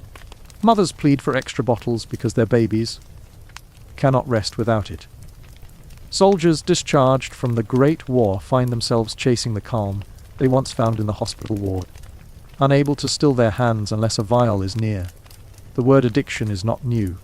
The world already knows the chains of opium, the claws of morphine. But heroin was supposed to be different. Heroin was supposed to be clean, safe, liberating. To admit otherwise would be to admit betrayal. Not only by science, but by the very institutions that promised safety. And no one likes to be caught in a lie, least of all the ones who believed it most. So the newspapers print stories about wayward youth, about jazz clubs and smoky backrooms where respectable boys vanish into ruin. The blame is shifted quickly, not to the doctor's desk or the factory gate, but to the shadows of the city. The problem, they say, is not heroin. The problem is the wrong people taking it. Criminals, musicians, women of uncertain virtue. The substance remains innocent. It is society that is guilty. Walk with me into a police station in New York, 1924. The desks are cluttered with paperwork. Typewriters clattering in the background, the smell of stale coffee and ink thick in the air. A detective flips through a file marked Narcotics Division. Inside are mugshots of hollow-eyed men, women with smudged lipstick, children barely in their teens. Their crimes are not grand. Theft, disorderly conduct, loitering. But each one is stamped with the same word, heroin. The detective rubs his temples. He has seen murders, robberies, speakeasies raided under the cover of night. But this feels different. These aren't hardened criminals. These are neighbors, co-workers, children from good families. Yet here they are, caught in the same net. The detective sighs and closes the folder. The truth gnaws at him, but he says nothing. To say the drug itself is the villain would be to question the doctor's pen, the company's advertisement, the very order of things. Better to say the city is rotting. Better to blame the streets. Step outside with me. The city hums like a restless machine. Streetcars rattle down the avenues. Newsboys shout the day's headlines. Jars spills from open doorways in smoky bursts. But listen closer, and you'll hear something else. The thin, rasping cough of someone too young to sound so old. The muttered exchange of paper packets beneath the glow of a gas lamp. The rattle of a spoon against glass. In the tenements, the problem deepens. Families already stretched thin by rent and hunger now contend with members who vanish into dens for hours. then return with eyes clouded, pockets empty. Mothers weep over children who cannot wake, fathers sell their shoes for another vial. And through it all, the advertisements remain bright, cheerful, utterly divorced from the reality unfolding in the alleys and kitchens. By now, you can smell the hypocrisy. It stinks like old ink on fresh paper. Across the ocean, the same story unfolds. In London, doctors begin to whisper to each other in clubs and hospitals. Have you noticed? In Shanghai, crates stamped with respectable labels find their way from pharmacies to black markets with astonishing speed. In Berlin, in Paris, in every city that once welcomed the wonder drug, the shadow grows. The response, as always, is slow and clumsy. Governments hold hearings, their chambers filled with the sound of men in suits debating in abstract terms. They do not sit in the tenements. They do not walk the alleyways. They shuffle papers, quote statistics, and wring their hands. Perhaps regulation is needed. Perhaps stricter distribution. But what about the profits? What about the patients who swear by it? What about the companies that insist their product is safe when used responsibly? It is easier to close the den in Chinatown than the factory in Germany. Easier to arrest a boy with a needle than to question a corporation with 100 lawyers. Easier to write headlines about vice than to print apologies for the truth. But the cracks widen all the same. In hospitals, patients slip into stupors that no doctor can deny. In schools, children collapse from cough syrup that was never meant to be taken by the spoonful. In prisons, the number of addicts swells until the guards themselves cannot keep the needles from slipping past the bars. And slowly, grudgingly, the truth becomes undeniable. Imagine standing in a pharmacy in 1925. The shelves are still stocked, the labels still polite, the advertisements still cheery. But behind the counter, the pharmacist hesitates now when a mother asks for another bottle. He looks at her child, pale and listless, and feels the weight of his own conscience. He sells it anyway, because the prescription is valid, the money is real, and his own family must eat. Yet something has shifted in his eyes. He no longer believes the lie, even as he keeps living it. The backlash is coming. You can feel it in the air, like the pressure before a storm. Cities begin to pass ordinances. Doctors are told to reduce prescriptions. Newspapers that once praised the miracle drug begin to publish warnings. The very word, heroin, starts to change, from a symbol of healing to a whispered curse. And yet, as often happens, the restrictions only push the problem further underground. The respectable bottle on the pharmacy shelf disappears, but the hunger does not vanish with it. The same wagons still roll, the same crates still cross oceans, the same needles still pierce skin, only now in darker rooms, with fewer witnesses, with harsher consequences. By the end of the decade, the dream has soared. What was once advertised as a miracle now reeks of betrayal. Doctors find themselves distrusted, companies scramble to rebrand, governments scramble to legislate. But for the thousands already caught in its grip, the damage is done. The cure has become a curse, and the world begins to reckon with the fact that its trust was misplaced. Step with me once more into the alley behind the jazz club. The music thunders through the walls, a trumpet screaming like laughter, and sorrow tangled together. Outside, a boy no older than 16 leans against the bricks, a vial slipping from his pocket. His eyes flutter shut, his body sways. No advertisement could hide this. No promise could disguise it. This is the truth. The storm has broken. And if you think this is the worst of it, wait until you step into the next chapter, where governments sharpen their knives, propaganda takes the stage, and the war against heroin begins not in laboratories, but in streets soaked with desperation. The war begins with paperwork. Not the glamorous kind, not speeches on marble steps or banners waving in the wind, but the dry, endless shuffle of forms across oak desks. Somewhere in a government office, a clerk dips his pen into ink and scratches out new regulations, restrictions on sales, limits on imports, punishments for doctors who prescribe too freely. His hands are steady, his brow is calm. He does not think about the tenement alleyways where the rules will land like thunder. He thinks only of ink, paper, and the quiet satisfaction of order.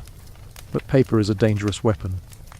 A line in a statute can cut sharper than a blade, can cage more tightly than iron bars. And when the laws change in the 1920s, heroin itself becomes something new, not a medicine, not a miracle, but a crime.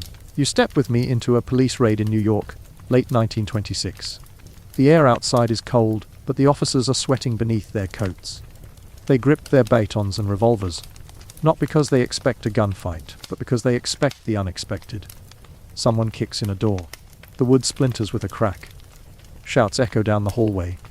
Inside, the scene unfolds like a play everyone has rehearsed, too many times a room thick with smoke. Bodies sprawled on mattresses, glass vials rolling underfoot. A woman screams, a man curses, a child cries from somewhere unseen. The officers shout orders, cuff wrists, gather bottles into evidence bags. And all the while, you notice something strange. The faces of the criminals do not match the monsters painted in newspapers. They are thin, frightened, desperate. They look more like patients than villains. But the law has changed the script, and now they must play their parts. Step back outside, where reporters wait with notebooks and flashing bulbs. They scribble furiously as the police captain declares victory. Another den shut down! Another blow struck against vice! The headlines tomorrow will trumpet the raid as proof that the city is fighting back, that the streets are being cleaned, that the menace is under control. But you and I know better. For every door broken down, 3 more stay shut, silent and hidden, feeding the hunger that no law can erase. Across the country, across the ocean, the same story repeats. In London, police drag half-conscious men from basements beneath respectable shops. In Paris, students whisper about friends who vanished after being caught with a vial. In Shanghai, the crackdown mixes with the chaos of politics, warlords and merchants bribing their way past inspectors, while addicts line the riverbanks. Each raid is declared a triumph. Each newspaper celebrates another corner, cleaned. And yet the demand only grows. The irony is thick enough to taste. By criminalizing heroin, the government strip away its respectable mask. But they also hand it, gift-wrapped, to the underworld. No longer sold by doctors in neat bottles, it is now traded by gangsters in crumpled paper packets. The price rises, the risks multiply, and the business becomes bloodier. What was once a miracle cure becomes a new currency in the language of crime. You can feel the streets changing beneath your feet. The jazz clubs that once played for carefree dancers now harbor backroom deals, whispered trades between musicians and hustlers. A trumpet blares too loud, masking the scrape of chairs as a packet changes hands. Outside, boys who once delivered newspapers now deliver powders, darting between alleys with the skill of cats. Police patrols grow heavier, their boots echoing on the pavement, but the shadows remain thick enough to hide 1,000 exchanges. It is in this climate that myths are born. Newspapers, hungry for readers, print lurid tales, heroin, crazed fiends leaping from rooftops, women corrupted into ruin after a single dose, children lured into dens by cunning predators. The stories swell larger than life, designed to terrify and titillate in equal measure. And somewhere, in a quiet apartment, a real addict shivers under a thin blanket, forgotten by the headlines that use his suffering for profit. Propaganda posters spread like weeds. Heroin destroys homes. One proclaims, showing a father collapsing while his family weeps. Another shows a skeleton offering a syringe to a terrified child. Subtlety is abandoned. Fear is the currency now. If you can frighten a mother enough, perhaps she will watch her children more closely. If you can frighten a voter enough, perhaps he will support harsher laws. Fear becomes the new medicine. But fear has side effects too. Doctors grow afraid to treat patients who might truly need help, lest they be accused of aiding addiction. Patients who once sought medicine now slink into alleys, ashamed and desperate. The very people who most need compassion become the ones most hunted. And as the laws tighten, the black market fattens, its veins running deeper into the city's body. Walk with me into a courtroom. The air is thick with the smell of polished wood and sweat. A young man stands before the judge, his suit too large, his hands trembling. The charge, possession of heroin. He does not deny it. He cannot. The evidence bag lies heavy on the table. The judge lectures him about responsibility, about the dangers of vice, about the importance of law. The gavel falls. The sentence is passed. The young man is led away, his head bowed. But you know, as the bailiff does, as the judge does, as everyone in that courtroom knows, prison is not a cure. It is another cage, another place where the hunger will find him again. Step back into the streets with me. The 1920s roll on, the music louder, The skirts shorter, the nights brighter. But beneath the glamour, a new war is being waged. Not against bootleg liquor, not against gambling dens, but against a powder that refuses to vanish. Policemen raid, lawmakers legislate, journalists shout. And still, in some hidden room, a needle slips into a vein. The tragedy of this war is not only its futility but its blindness. The governments fight the symptom, never the wound. They punish the addict, never the system that fed him. They raid the den, never the boardroom that first stamped the word, safe, on a bottle. And so the cycle grinds on, law chasing shadow, shadow slipping further out of reach. By the end of the decade, heroin has fully transformed. It is no longer a product advertised in neat script. It is no longer a bottle on a doctor's shelf. It is an outlaw, a fugitive, a whisper. It lives in alleys, in prisons, in jazz clubs, in trembling hands that cannot go a day without it.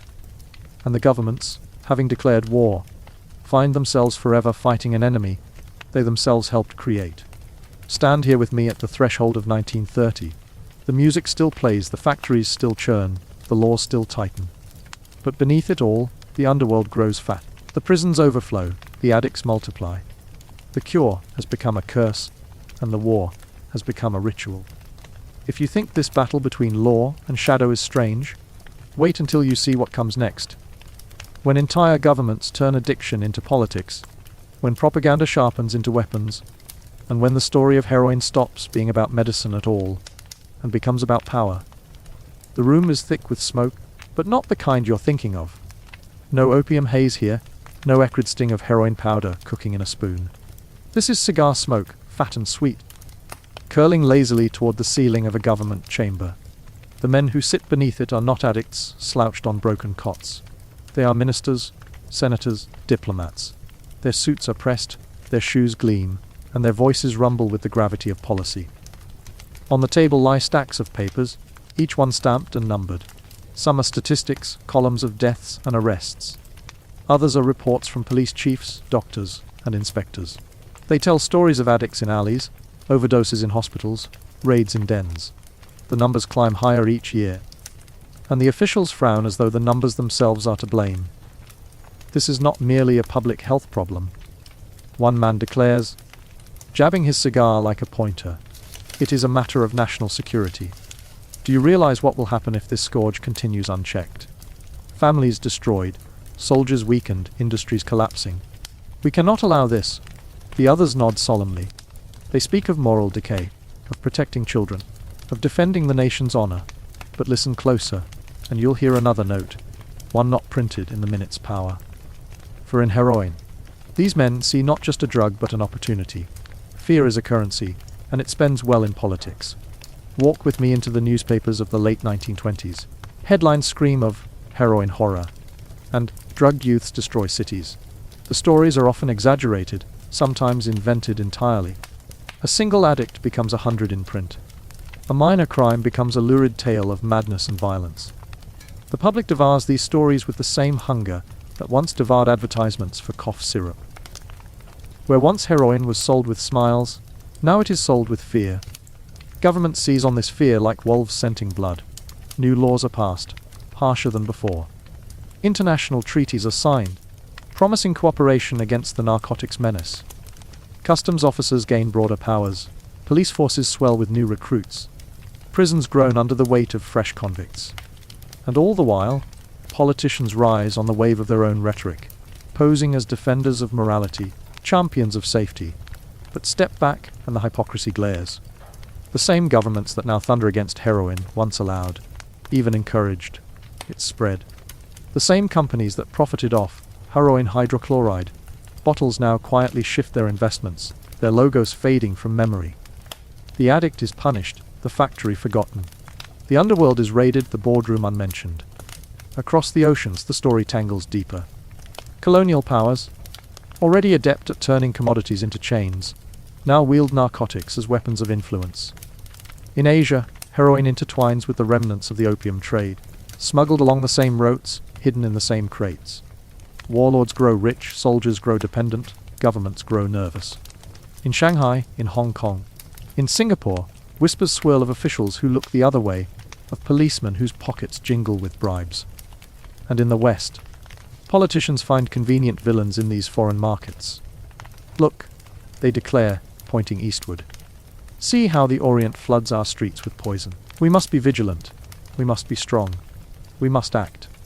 The blame is shifted outward, away from their own factories, their own doctors, their own advertisements. Heroin becomes not just a drug but a banner, waved in the endless theatre of politics. Step with me into a campaign rally in 1928. The crowd is restless. Their voices are hummed beneath the bunting and brass band. The candidate steps onto the stage, his arms raised in practiced confidence. He does not speak of wages or strikes or foreign policy. He speaks of heroin. Our children, he cries, are under attack! Our homes are at risk! This menace, this poison must be eradicated! The crowd roars its approval. Mothers clutch their children tighter. Fathers nod grimly. The candidate smiles. He has found his weapon, and it is not a rifle or a speech. It is fear, sharpened into a promise. Meanwhile, the addicts continue to fade quietly in back rooms, their struggles unseen. They are the pawns in this game, their suffering magnified or ignored as needed. A dead addict in an alley is a tragedy when the papers want to stir outrage, an irrelevance when the government wants to look away. Their humanity is stripped, their stories replaced with caricatures of weakness, depravity, danger. They are no longer people. They are symbols. And yet, beyond the headlines and the speeches, another story stirs. Activists, reformers, and a handful of brave doctors begin to whisper that perhaps the problem is not merely the addict but the system itself. Perhaps punishment is not a cure. Perhaps compassion is needed where condemnation has failed. These voices are faint, drowned beneath the thunder of politics, but they are there, fragile as candles in a storm. Still, the storm rages. The politicians keep talking, the newspapers keep printing, the laws keep tightening. And heroin itself becomes less a substance than a shadow, a boogeyman to frighten children, a tool to secure votes, a convenient scapegoat for every ill of the age. You stand at the edge of this scene, watching the smoke rise from cigars and newspapers alike, and realize that the true power of heroin is not in the needle, not in the vial, not even in the craving. The true power lies in the stories told about it, and the ways those stories can be bent, twisted, and wielded. If you think the speeches and propaganda are chilling, wait until you see what happens when entire nations weaponize heroin, not just against their own people, but against each other. Step outside the government halls and campaign rallies, and the streets look very different. In Berlin, in New York, in London, you see the same shadows. The addict slouched against the wall, the syringe hidden in the folds of a coat, the dealer slipping through alleys like a ghost. But lift your gaze higher, and you'll find that heroin now travels not just through the veins of bodies, but through the veins of nations. By the late 1920s, heroin has become more than a scourge. It is a diplomatic bargaining chip. The League of Nations, that earnest, beleaguered experiment in global cooperation, convenes conferences on narcotics.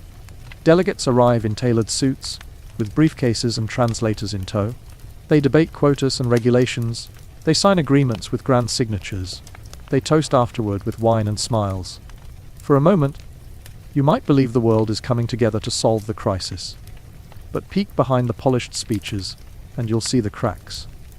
Some nations are sincere, desperate to curb the spread of heroin. Others sign treaties with one hand while smuggling with the other. Factories still churn quietly.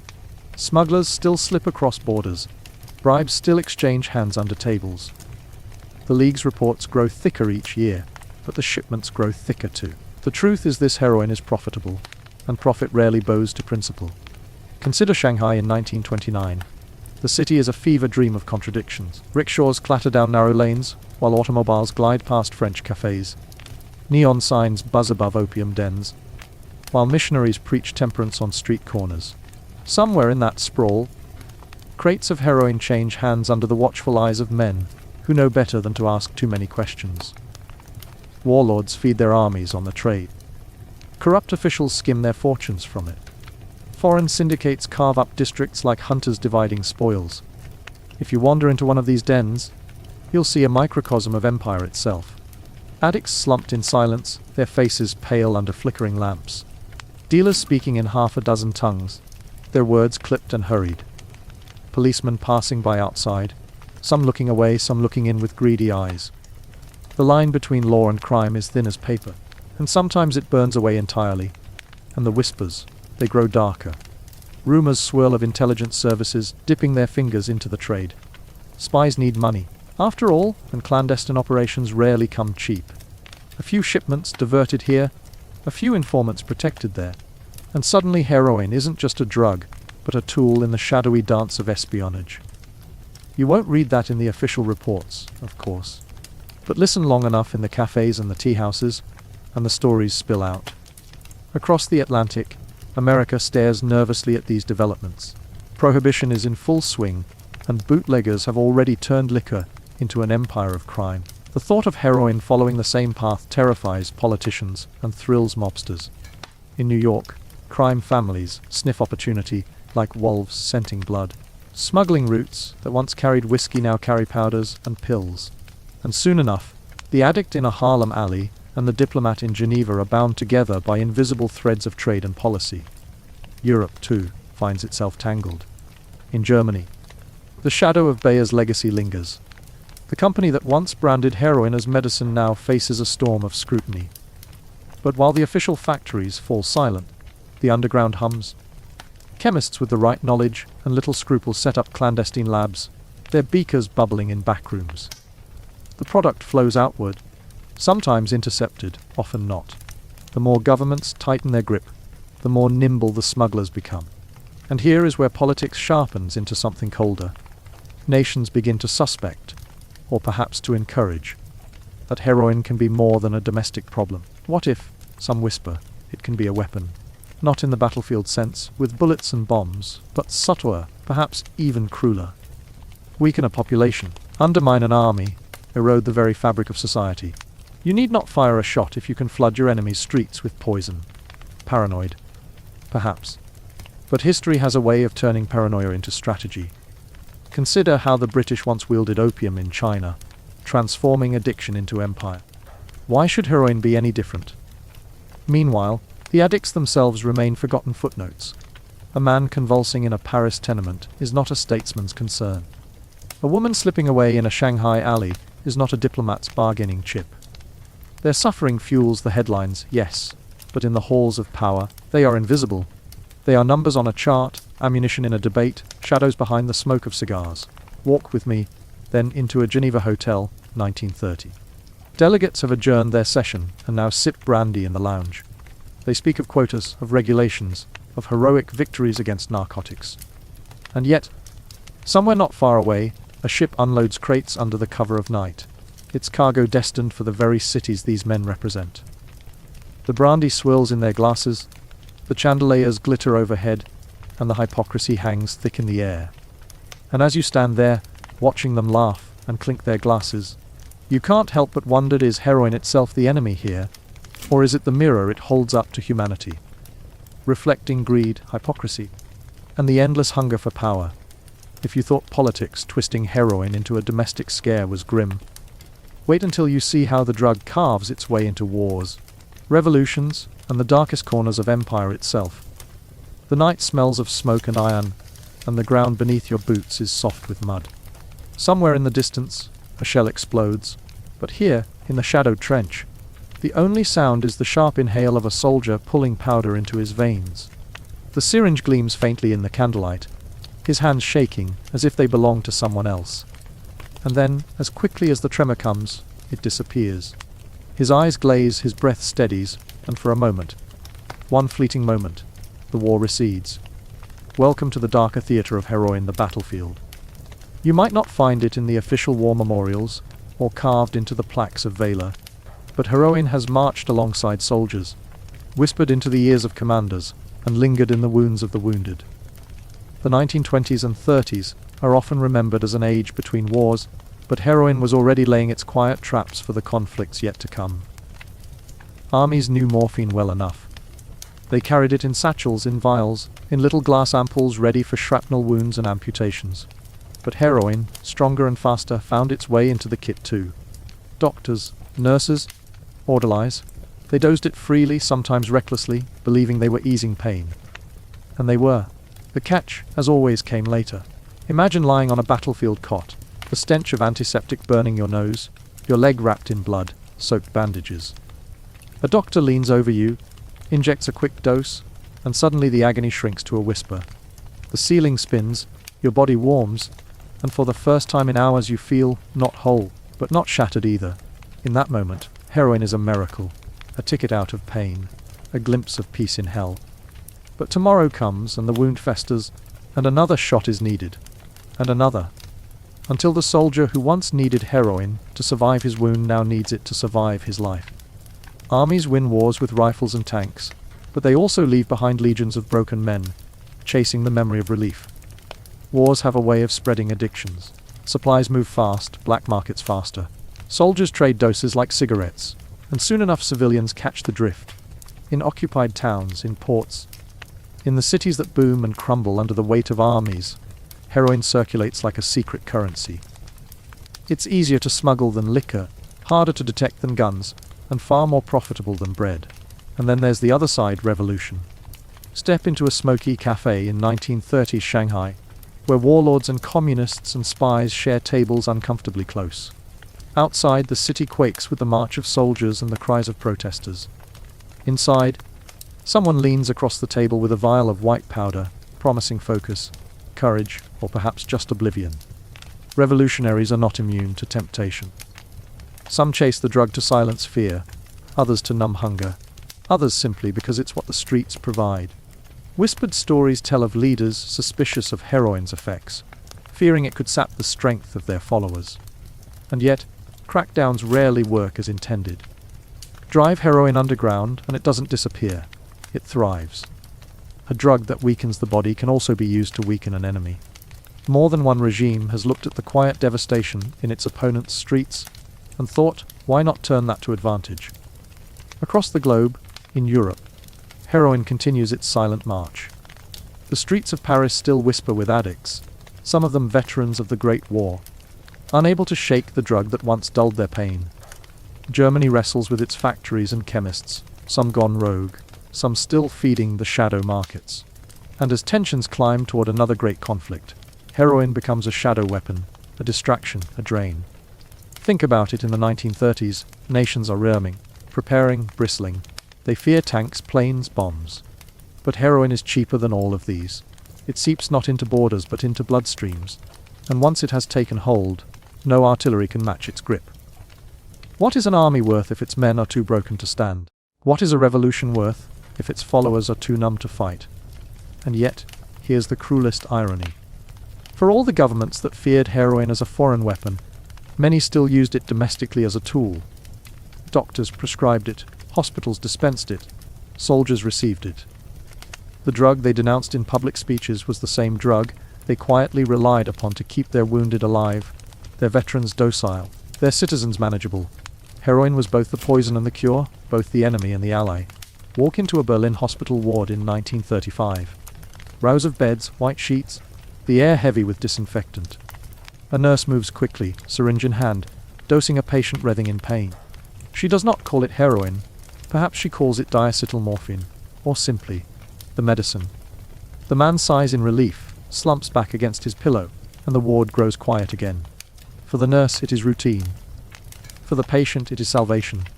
For history, it is a quiet tragedy, because when he is discharged, he will not leave that need behind. Wars end. Revolutions fade. But heroin lingers.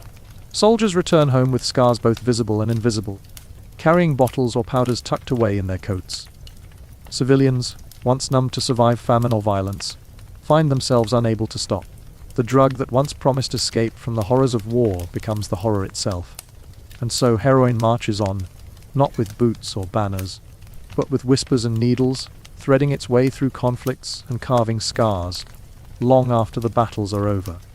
If you thought the battlefield was a grim place to meet heroin, wait until you step into the neon, lit dance halls and jazz clubs of the late 1930s, where the drug stops being just a weapon or a wound dresser and becomes a haunting rhythm in the music itself.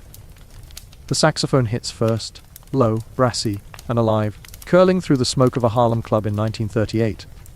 The trumpet follows, high and sweet, and the piano keys hammer out something wild, something free. You step inside, and the air nearly knocks you back. Sweat, gin, cigarette smoke, cheap perfume, and beneath it all, that unmistakable chemical tang you've learned to recognize by now. Welcome to the age when heroin changes its mask. No longer just the battlefield's hidden ally, no longer only the street addict's curse. Here in the clubs and speakeasies, heroin becomes something else entirely, an invisible bandmate, a ghostly partner in the music. The band on stage sways as they play, their eyes half closed, bodies moving like puppets strung to some rhythm only they can hear. Some of them are floating, you can tell. There's a looseness in the drummer's wrists, a delay in the saxophonist's breath, a dreamy smile that never quite leaves the singer's lips. The audience doesn't ask questions. They're too busy losing themselves in the sound. And the sound? Oh, the sound is different. There's something about heroin that lingers in the notes. It stretches them, pulls them, makes them both sharper and softer at once. The music feels like it's breathing, like it's alive. Some say jazz was built on improvisation. Others whisper it was built on powder. Maybe the truth is both. Take a seat at the bar. The stool wobbles, the countertop is sticky, and the bartender slides you a glass without asking. Around you, couples sway together, too close, too careless. In the corner, a woman in a sequin dress giggles, her eyes glassy. Across the room, a man slumps over his table, half asleep though the music is louder than thunder. Nobody notices. Nobody cares. In here, the line between ecstasy and ruin is just another step in the rhythm. Heroin slips into the culture the way jazz does fluid, unpredictable, unstoppable. And like jazz, it spreads fast, from Harlem to Chicago, from Paris to Berlin, from smoky basements to glittering dance halls. Musicians chase it for the same reason soldiers did. It eases the pain, it lifts the body, it makes the impossible feel effortless. Play a 12-minute solo. Easy. Forget the hunger, the exhaustion, the endless tours, easier still. For a moment, the drug and the music are indistinguishable, both promising freedom, both exacting a price. And what a price. Walk backstage after the show and you'll see it. The laughter fades, the sweat cools, the bodies slump. Needles clink against bottles, powder scatters like dust on a table. Some musicians swear they play better on it. Others curse it between coughing fits. But almost none of them leave it untouched. Even the greats are not spared.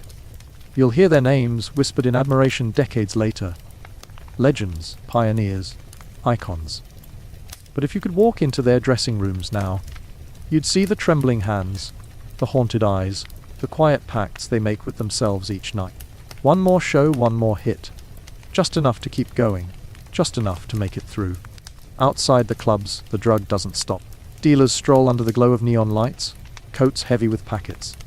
Police raid dens, haul addicts into wagons, scribble their names onto blotters, and by morning, the same streets are alive with the same trade.